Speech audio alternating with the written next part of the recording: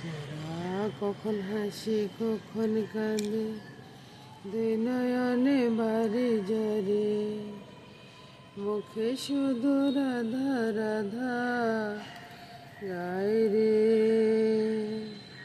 প্রভাত সময়ে শ্বশুরানী নামে গোরা চাঁদ নাচিয়া বেড়ায় রে, গোরা চাঁদ নাচিয়া বেড়ায় রে, গোরা চাঁদ নাচিয়া বেড়ায় রে।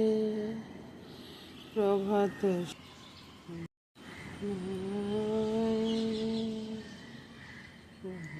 কখন হাসি কখন কাঁদে, দুই নয়নে বাড়ি জরে, মুখে শুধু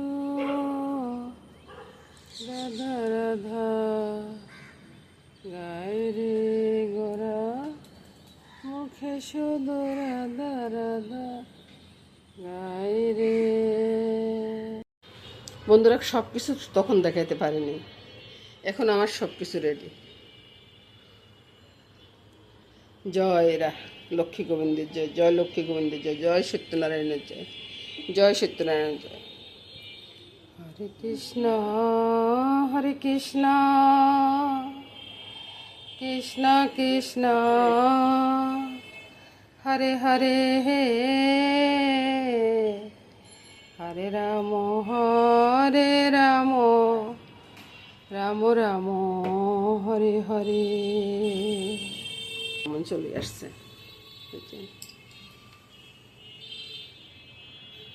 এখন যাই ব্রাহ্মণের আগায় নেই।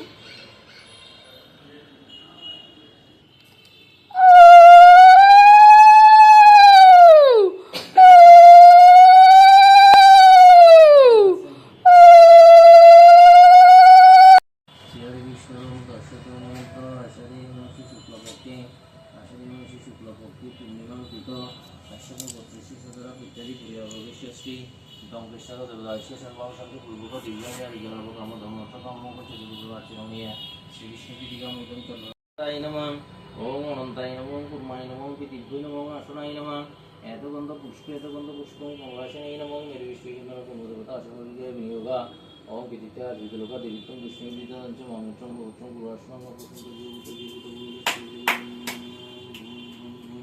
ওম অনন্তায় নমঃ ওম অনন্তায় নমঃ ওম অনন্তায় নমঃ কুর্মায় নমঃ তোমারও ওটা দিয়ে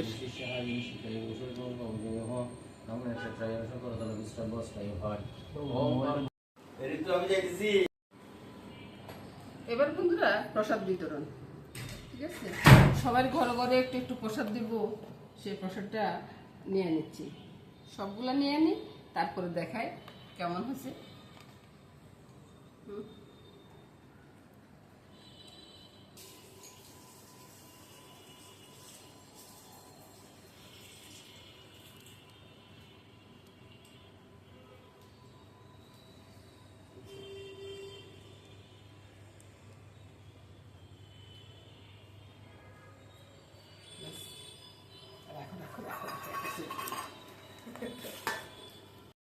সেরে চলে আসলাম রান্নাঘরে। রান্নাঘরে আজকে নিরামিষ রান্না হবে, কপি আলু দম হবে, আর ভাজি হবে কাঁকরোল পটল আর বেগুন, আর মুগ ডাল হবে। মুগ ডালটা ভেজে রেখেছি, এখন এবার পোড়ন করব।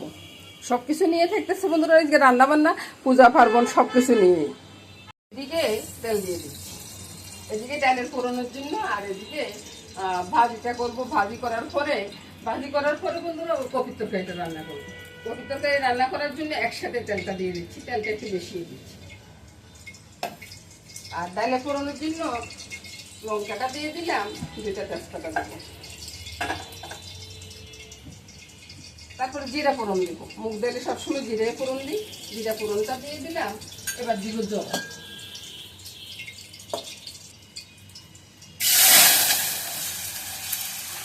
বাস ডালের পোড়নটা হয়ে গেছে।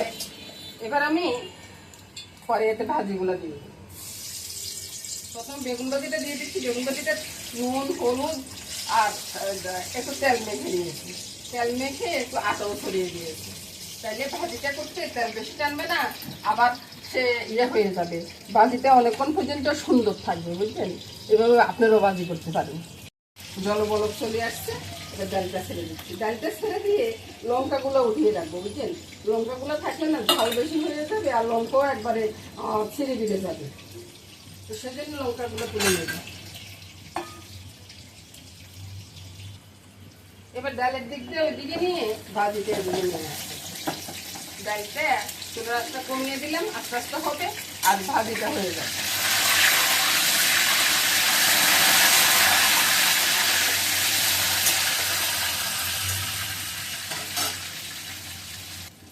আর একটা কথা বলি বন্ধুরা, এই যে মুগ ডালটা ফোটার সময় কিন্তু নুন হলুদ কিছুই দিবেন না। এমনিতেই মুগ ডালটা খুব তাড়াতাড়ি ফুটে যাবে, আর নুন হলুদ দিলে অনেকটা দেরি হবে।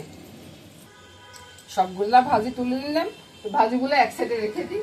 এক সাইডে রেখে দিই, এদিকে তো ডাল ফুটতেছে, ডালের ভিতরে কাঁচা লঙ্কাটা দিয়ে দিব। কাঁচা লঙ্কাটা দিয়ে দিব, তাহলে ভালো একটা সেন্ট বের হবে। আর তেলের ভিতরে কি করবো, এখানে কোনো ফোড়ন দিব না, আলু কপি সব একসাথে ছেড়ে দেবো, ঠিক আছে?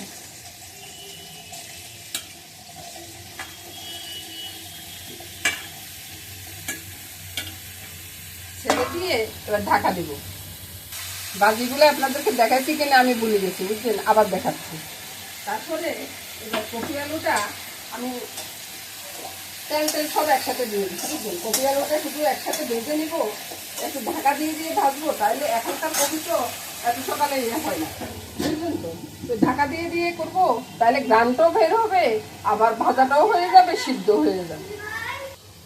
এবার দেখুন বলুন, ডালটা একবারে সিদ্ধ হয়ে একবারে থকথক হয়ে গেছে।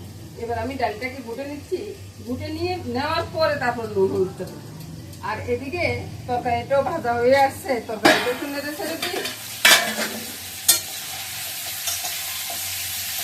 সবগুলো তরকারি একসাথে দিয়ে কিনেছি। কপিতে দারুণ একটা গন্ধ বাইরেছে, অদিনটা কপি, তারপরেও গ্রামটা কিন্তু অনেক দারুণ পায় বের হচ্ছে।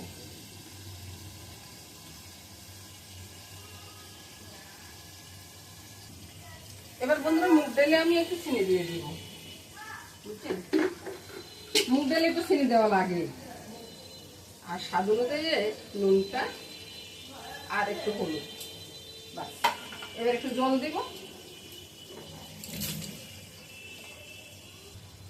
ডালে পরিমাণ মতো জলটা দিয়ে দিচ্ছি। আর সাথে ওই যে মরিচটা উঠিয়ে রাখলাম, মরিচটা দিয়ে দিলাম। এবার ডালে বড় কাজটা ডালটা হয়ে গেল, বাকি রইল কি কপির তরকারি। দেখুন কত সহজভাবে করে ফেলতেছি সবকিছু। দেখেন ডালের বলক চলে আসছে, আর এদিকে আলু আর কপিটা ভাজা হয়ে গেছে। এবার ডালটা নামিয়ে নিয়ে আগে চুলাটা বন্ধ করে দিচ্ছি।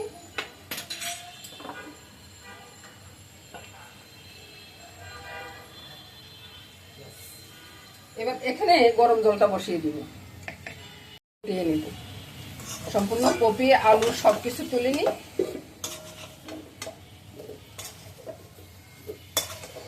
ওই যে তেল আছে ওই তেলে আমার তরকারিটা হয়ে যাবে, বুঝছেন? আর কপি একটু ভেঙে গেলে না আমার ছেলে ভীষণ পছন্দ করে, কপি গোটা গোটা থাকলে না অতটা পছন্দ করে না। এবার ফোড়ন করবো, তেজপাতা আর জিরা। ফোড়নটা ফুটে উঠো। এবার দেখুন ভাই, মশলাটা কি কি দিব: নুন, হলুদ, লঙ্কা, জিরা, ধনিয়ার গুঁড়া আর একটু চিনি। চিনিটা একটু দিবেন, নিরামিষ তরকারিতে চিনি যদি না দেন এটা ভালো লাগে না। জল দিয়ে গুলে নিলাম, এবার ছেড়ে দিচ্ছি। মশলাটা কষানো হোক। এবার দেখুন মশলাটা কষানো হয়ে গেছে, চতুর্দিকে তেল ছড়াচ্ছে। এবার আমি কপি আলু সব একসাথে ছেড়ে দিলাম। কপি আলু দিয়ে এটার সাথে মিশিয়ে দিলাম। নিরামিষ দিলে এক জায়গা থেকে একটা নিতে হবে, বুঝছেন? তো ওই জন্য একটু দেরি হয়ে যায়। ভালো করে মিশিয়ে দিচ্ছি, একটু কষিয়ে নেবে এটার সাথে। কয়েকটা আলুকে চটকে ভেঙে দিলাম, বুঝছেন? তারপরে এবার গরম জলটা দিয়ে দিব, ঠান্ডা করে দিব না।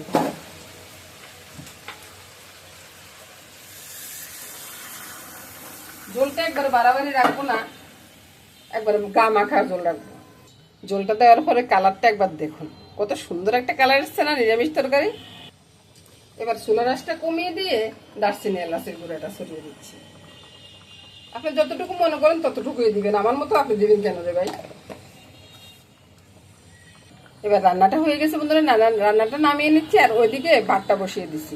ভাতটা আজকে আতপ ছেলের ভাতে হবে, ওই যে পলর মতো করে পাক করে ফেলবো।